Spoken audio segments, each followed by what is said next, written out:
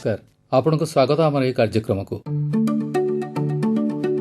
ये किछि दिन तले दुर्गा पूजा दशहरा आ गजलक्ष्मी पूजा सरी कटकणा भितर मौसुमी वर्षा भी अपसरी जाइछि। एबे आकाश जेतिकी स्वच्छ दिशुछि धीरे धीरे पवन रे सेतिकी धूलिकणा आ विषाक्त बाष्प मिसिबारे लागिछि। कोठी कोठी शीत भी पड़गलानी। ए वर्ष अधिक शीत हेबो बोली पाणीपाग विज्ञानी माने पूर्वानुमान करुछन्ति।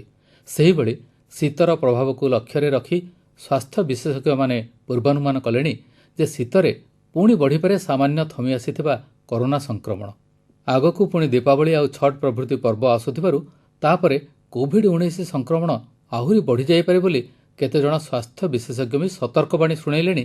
एबे दिल्ली आ केरल रे संक्रमणर वर्धित रूप को देखि एकथा भी कहा जाउछि जे विशेषकर दीपावली परे वायुमंडल रे जमा होइथिबा विषाक्त बाष्प आ धूली अणनिश्वासी करदेव श्वासजनित समस्या थिबा लोकमानकु सेमानक फुसफुस भी गभीर भाव में प्रभावित करिवो। गत सेप्टेम्बर मासरू अक्टोबर शेष सप्ताह पर्यंत कमी आसीथिबा कोरोना संक्रमण जे पुणी थरे फणा तोलिबो एकथा साधारण लोके कल्पना करिनथिले। किंतु केतोटी यूरोपीय देश एवं अमेरिका रे एबे संक्रमितंकर संख्या बढ़ुथिबारु आम एठी लोकंक मनरे छनका पसुची जे पुणी भयानक हेबो कि दबी आसुथिबा कोविड-19। तेणु यही पृष्ठभूमि रे आज आम ए कार्यक्रम रे प्रसंग कोरोना पुनः संक्रमणर भय। श्रोताबंधु गणमाध्यम रे प्रसारित हेउथिबा तथ्य कहे जे शीतर प्रकोप बढ़िबा सह यूरोपीय राष्ट्र फ्रांस एवं इंग्लैंड रे कोरोनार पुनः संक्रमण सेठारे स्थिति बिगाड़िबारे लागिछि। सेहि भली ब्राजिल एवं रूसिया रे मध्य पुणी बढ़िलानी संक्रमितंकर संख्या। कहा जाउछि जे कोविड-19 रो आउ गोटिए लहर यूरोपीय देशंकु आक्रांत करिबारे लागिलानी।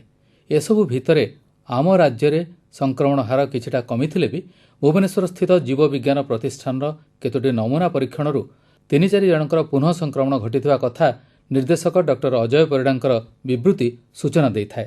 रीइन्फेक्शन केतटा अछि एटा तो पूरा रूल आउट करि होबनी कारण मो एबे मानकर मोर जते जनाशुणाक भितर हम जो केस गुड़ा देखुछु ता भितरे 3 जनकर एबे रीइन्फेक्शन हेछि। एबे त नो सैंपल कलेक्ट करछु सेटा हमें गोटे भितर एनालिसिस करि देखबा ताकर जेनेटिकली कोन स्ट्रेन चेंज हेछि किंबा ताकर इम्यूनिटी लेवल रे किछि चेंज हेछि सेटा हम एनालिसिस करछु। ए सूचना पुनः संक्रमणर भय संचार करुथिबारु आम देशरे एवं विशेष करी आम राज्य रे स्थिति कौन एवं ए बाबतरे कौन कराजिबा आवश्यक बोली आमे मतामत लोडिछु जनाशुना जीव रसायनविद तथा महामारी विशेषज्ञ डाक्टर त्रिभुवन मोहन महापात्रंक ठारू। आमर कोरोना कमिची किंतु कोरोना जाइनी आपण माने मन रखंतु हयतो हमको आउरी वर्षे कोरोना संगे रहियो पड़िबो। तो कोरोना संगे रहिबा एवं कोरोना संगे लढ़िबा मु कहूँ कोरोना संगे लड़िकी ओडिशावासी ताकू जितिबे।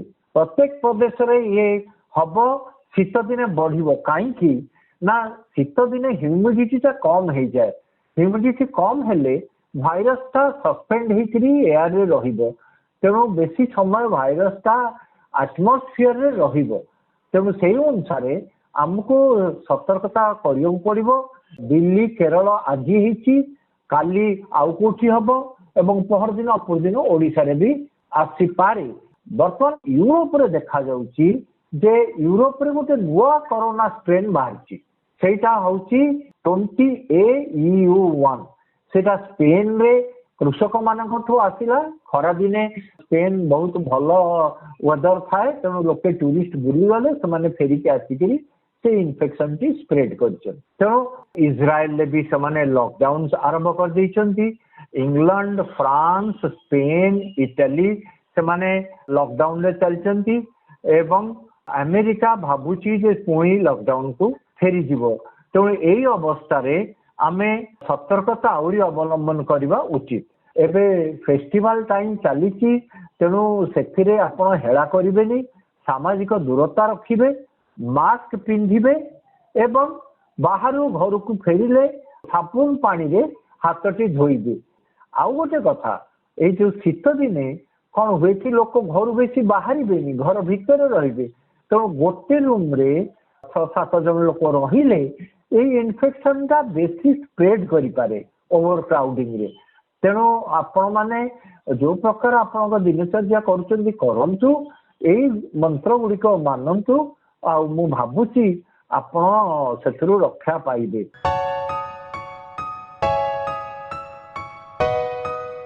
ଆପଣମାନଙ୍କ ଭିତରୁ ଯେଉଁମାନେ କଟକ ଭୁବନେଶ୍ୱରରେ ରହୁଛନ୍ତି ଜାଣିଥିବେ ଯେ ସେରୋ ସର୍ଭେ ଜରିଆରେ ସଂକ୍ରମଣ ହାର ଏବଂ ଲୋକମାନଙ୍କ ଦେହରେ ରୋଗ ପ୍ରତିଷେଧକ ଶକ୍ତି ବା ଆଣ୍ଟିବଡି ସୃଷ୍ଟି ହେବାର ହାର ସଂଗ୍ରହ କରାଯାଉଛି। ଯେଉଁ ତଥ୍ୟ ଏଯାଏ ସାମ୍ନାକୁ ଆସିଛି ତାହା ମୋ ପାଇଁ ଉତ୍ସାହଜନକ ଯେ ଭୁବନେଶ୍ୱରର ପାଖାପାଖି ଅଧା ଜନସଂଖ୍ୟାଙ୍କ ଦେହରେ ଆଣ୍ଟିବଡି ସୃଷ୍ଟି ହୋଇଛି ସଂକ୍ରମଣ ଯୋଗୁଁ। ବିଶେଷଜ୍ଞମାନେ କହନ୍ତି ବେଶୀ ଲୋକ ସଂକ୍ରମିତ ହୋଇ ଚିକିତ୍ସିତ ହେଲେ ଆଣ୍ଟିବଡି ବଢ଼େ, ନଚେତ୍ ଟିକା ନେଲେ ରୋଗ ପ୍ରତିଷେଧକ ଶକ୍ତି ବଢ଼ିଥାଏ। ତେଣୁ ଆମର ପରିସ୍ଥିତିକୁ ଦେଖି କ'ଣ କୁହାଯିବ, ପୁନଃ ସଂକ୍ରମଣ ନା ଆଉ ଏକ ଲହର? ଏ ସମ୍ପର୍କରେ ଆଉ ଟିକେ ଚର୍ଚ୍ଚା କରିବା ପାଇଁ ଆମ ସହ ଟେଲିଫୋନ୍ରେ ସଂଯୁକ୍ତ ହୋଇଛନ୍ତି ଶ୍ରୀରାମଚନ୍ଦ୍ର ଭଞ୍ଜ ମେଡିକାଲ କଲେଜର ଭେଷଜ ବିଜ୍ଞାନ ବିଭାଗର ପୂର୍ବତନ ମୁଖ୍ୟ ଡାକ୍ତର ସିଦ୍ଧାର୍ଥ ଦାସ। ଭୁବନେଶ୍ୱର ପପୁଲେସନ ହେଲେ 11 ରୁ 12 ଲକ୍ଷ, ସେଥିରେ 1400 ଲୋକଙ୍କର ସେମାନେ ଟେଷ୍ଟ କରିଥିଲେ।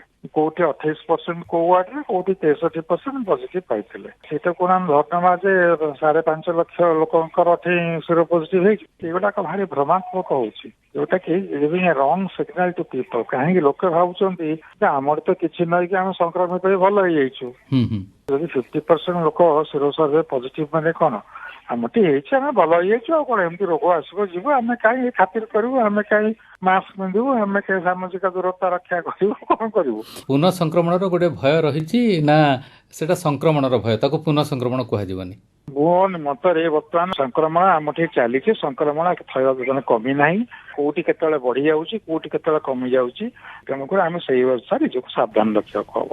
ପୁନଃ ସଂକ୍ରମଣ ଶବ୍ଦକୁ ବ୍ୟବହାର କରି ଯେ କମି ଯାଇଥିଲା ବଢିଲା କରି ଗୋଟେ ଭ୍ରମ ଧାରଣା ଆମେ ସୃଷ୍ଟି କରିବା ନାହିଁ। ଯୁକ୍ତରାଷ୍ଟ୍ର ଆମେରିକାରେ ତାଙ୍କର କ୍ରମବର୍ଦ୍ଧମାନ, ତାଙ୍କର ଯେତେବେଳେ ମେ ମାସରେ 30,000 ହଉଥିଲା, ଏବେ 90,000 କେସ୍ ଡେଲି ପଜିଟିଭ ହଉଛନ୍ତି। ତେଣୁ ସେମାନେ ପ୍ଲାଟୁ ଷ୍ଟେଜକୁ ଆସିନାହାନ୍ତି। କେତେଟା ୟୁରୋପରେ ହେଇଛି, ୟୁରୋପରେ କ'ଣ ସେମାନେ ପ୍ଲାଟୁ ଉପରକୁ ଗଲେ ତଳକୁ ଖସିକିରି ପୁରା ତଳକୁ ଆସିବା ପୂର୍ବରୁ ପୁଣି ଆଉ ଗୋଟେ ୱେଭ୍ ଆସିଗଲା।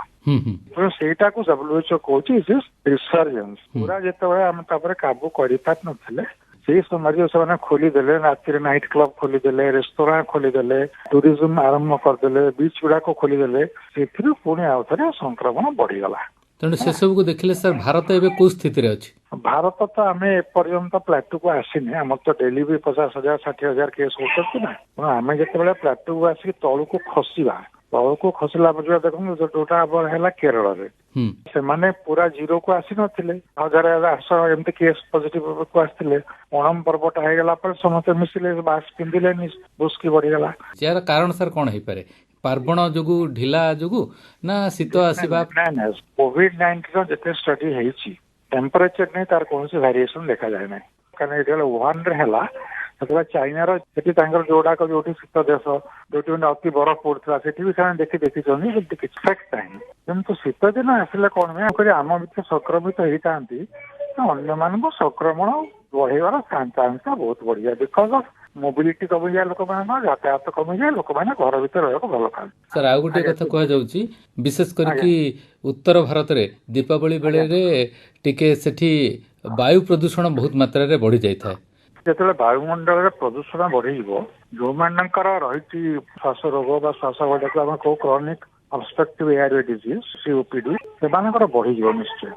କୋଭିଡ ଭୂତାଣୁରେ କେତେଜଣ ସଂକ୍ରମିତ ହେଲେ, ଯୋଉମାନଙ୍କର ନିଜର ପ୍ରତିଷେଧକ ଶକ୍ତି ଭଲ, ସେମାନଙ୍କର ଟିକେ ବାୟୁ ସିମ୍ପଟମ୍ ହେଇକି ଭଲ ହେଇଗଲା, ସେମାନେ ଜାଣିପାରିଲେନି। କିନ୍ତୁ ଯୋଉମାନଙ୍କର ନିଜର ପ୍ରତିଷେଧକ କମି ଯାଇଛି, ଯୋଉମାନେ ଶ୍ୱାସ ରୋଗୀ, ତାଙ୍କର ନିଶ୍ଚୟ ବଢିଯିବ। ଆଉ କେତେକ ବିଶେଷଜ୍ଞ ମାନେ କହୁଛନ୍ତି ଯେ ଦୀପାବଳି ପରବର୍ତ୍ତୀ ସମୟରେ ଭାରତରେ ଯୋଉ ପୁଣି କରୋନା ଟିକେ ବଢିବ ମାତ୍ରା, ସେଥିରେ ପ୍ରଥମ ଥର ଅପେକ୍ଷା ଦ୍ୱିତୀୟ ଥର ଏତେ ବେଶୀ କ୍ଷତି କରିବନି ବୋଲି କହୁଛନ୍ତି। ସାର୍ ସେଇଟା କେତେ ସତ? ହଁ, ସେଇଟା ଦେଖାଯାଇଛି ୟୁରୋପରେ, ୟୁକେରେ ଯୋଉ ତାଙ୍କର ସେକେଣ୍ଡ ଲହରଟା ଆସିଛି, ସେଥିରେ ଯୋଉମାନେ ଇନଫେକ୍ଟେଡ ହଉଛନ୍ତି ସେମାନେ ଫାର୍ଷ୍ଟ ୱେଭ୍ ଠାରୁ ସେମାନଙ୍କର ରୋଗର ପ୍ରକୋପ କମ। ଆପଣ ଦେଖୁଥିବେ ଶ୍ରୋତାବନ୍ଧୁ, ପୂଜା ଅବସର ପରେ ଏବେ ନଭେମ୍ବର 2 ତାରିଖରୁ ନିର୍ଦ୍ଧାରିତ ମାର୍ଗଦର୍ଶିକା ଅନୁସାରେ ସ୍କୁଲ କଲେଜକୁ ଶିକ୍ଷକ ଶିକ୍ଷୟିତ୍ରୀ ଅଧ୍ୟାପକ ଅଧ୍ୟାପିକାମାନେ ଗଲେଣି। ଦୀପାବଳି ପରେ ଶ୍ରେଣୀକୁ ଛାତ୍ରଛାତ୍ରୀ ଆସିବା ସମ୍ପର୍କରେ ନିଷ୍ପତ୍ତି ଝୁଲିକରି ରହିଛି। ତେଣେ କିନ୍ତୁ ପୁନଃ ସଂକ୍ରମଣର ଭୟକୁ ଦୃଷ୍ଟିରେ ରଖି ଫ୍ରାନ୍ସ ଆଉ ଇଂଲଣ୍ଡରେ ତାଲାବନ୍ଦ, କର୍ଫ୍ୟୁ ଭଳି କଟକଣା ଲାଗୁ କରାଗଲାଣି। ପୁନଃ ସଂକ୍ରମଣର ଭୟ ଏଡ଼ାଇବାକୁ ଆମ ରାଜ୍ୟର ଗଞ୍ଜାମରେ ବି ଡିସେମ୍ବର 31 ତାରିଖ ପର୍ଯ୍ୟନ୍ତ ଧର୍ମାନୁଷ୍ଠାନ ବନ୍ଦ ରଖିବାକୁ ଜିଲ୍ଲା ପ୍ରଶାସନ ନିଷ୍ପତ୍ତି ନେଇଛନ୍ତି। ସେହିଭଳି ପ୍ରତିଷେଧମୂଳକ ବ୍ୟବସ୍ଥା ଭାବେ କଟକ ସହରରେ ବି ଏବର୍ଷ ଐତିହାସିକ ବାଲିଯାତ୍ରାକୁ ବାତିଲ କରାଯିବ ବୋଲି ଜିଲ୍ଲାପାଳ ଭବାନୀ ଶଙ୍କର ଚୟନୀ ଆମ ଏହି କାର୍ଯ୍ୟକ୍ରମକୁ କହିଛନ୍ତି। ଆପଣ ଯଦି ନଭେମ୍ବର ମାସର सरकारଙ୍କର गाइडलाइन देखिए सरकार से स्पेसिफिक भाव में लिखिंट एवं आमको नियम जारी करिसेंती जे कौन बड़ जनसमागम को आमे परमिशन दबु नहीं कारण कोरोना प्रकोप कमी किंतु संपूर्ण भाव में तार मूलोत्पाटन होना आमे भावुचु जे जदि यही समय रे साधारण लोक माने नियम कटकणा को न मानिबे ताहले आउ थे संक्रमण आरंभ होबार मत भय रही आखि आगे रखी आमे बालीजात्रा जो कि लक्ष लक्ष लोकंर समागम हुए से ऐतिहासिक बालीजात्रा को ए वर्ष स्थगित रखापी आम मैंने निष्पत्ति नहींचु एवं भावुची जनसाधारण निजर जीवन बंचाई जो आम प्रचेषा रही कोरोना युद्ध को जय करने आमर जो प्रचेषा रही समस्ते ग्रहण करेंगे एवं कोविड महामारी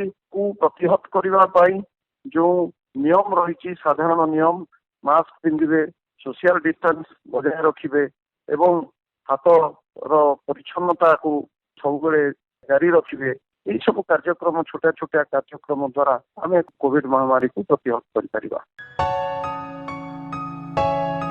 पुनः संक्रमण जे स्वाभाविक होई आसुथिबा परिस्थिति को आहुरी संगीन करिबो एही आशंका अनेकଙ୍କ मनरे तेणु राज्य सरकारଙ୍କର स्वास्थ्य वैषयिक परामर्शदाता तथा Sriramachandra Bhanj medical college medicine professor doctor Jayant Kumar Panda कहती कोविड-19 पुनः संक्रमण और इन्फेक्शन द्वितीय लहरी विषय वर्तमान बहुत मत पार्थक्य देखा देछि मु ए विषय आपनकर संदेह दूर करिया पई चाहूची। प्रथमत पुनः संक्रमण बा रीइन्फेक्शन माने जो माने थरे भल हो गलेनी तांको द्वितीय बार कोरोना आक्रमण करिछि तार संभावना अति क्षीण कहीं पूरा पृथ्वी रे एबे 4-5 जन लोक प्रमाण हो पारिछि डीएनए परीक्षा द्वारा कोरोना रो पुनः संक्रमण होइछि कहीं आरएनए पार्टिकल अनेक दिन पर पॉजिटिव आसी पारे एपरिक 3 मास रु 5 मास पर पॉजिटिव आसी पारे तो सी परिस्थिति रे आपण जे आर्टिफिशियल करूछंती ता पारे आपण पॉजिटिव देखैबो आपण गोटे भ्रम हबो जे मु पुनः संक्रमित होइछि। द्वितीय कथा हला द्वितीय लहरी जेहेतु आमे टिके रिलैक्स हो गले अनेक संख्यार लोक जमा होती मास्क व्यवहार करूना हाथ धोना सामाजिक दूरता रक्षा करूना परिस्थिति रे इन्फेक्शन आउ थे लेउटिबार चांस अच्छी। द्वितीयतः शीत दिन में जेहेतु भूताणुर संख्या बढ़ी थाए इन्फेक्शन लेउटिबार चांस अच्छी। यही परिस्थिति रे द्वितीय लहरी आसपारे जहाँ बर्तमान आम यूरोप रे अमेरिका रे एपरिक भारत दिल्ली रे केरल रे मध्य देखुचे द्वितीय लहरी प्रभाव। यही परिस्थिति रे आमे सतर्क रहा दरकार। पुनः संक्रमण विषय आमे भयभीत होगा नहीं यार संभावना अति क्षीण।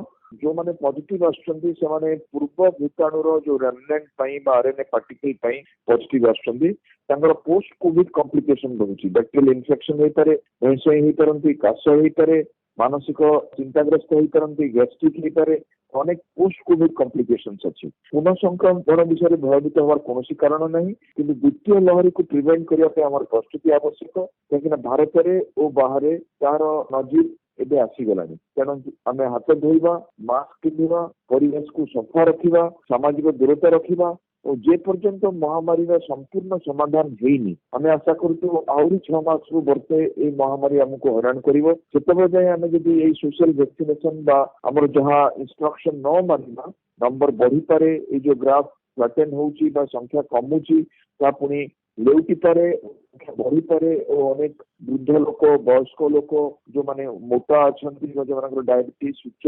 रक्तचाप किडनी रोग कैंसर बा आजमा अच्छी से आक्रांत हमार संभावना रही। से परिस्थिति में समस्त को अनुरोध करी सतर्क रहा कि भयभीत होगा।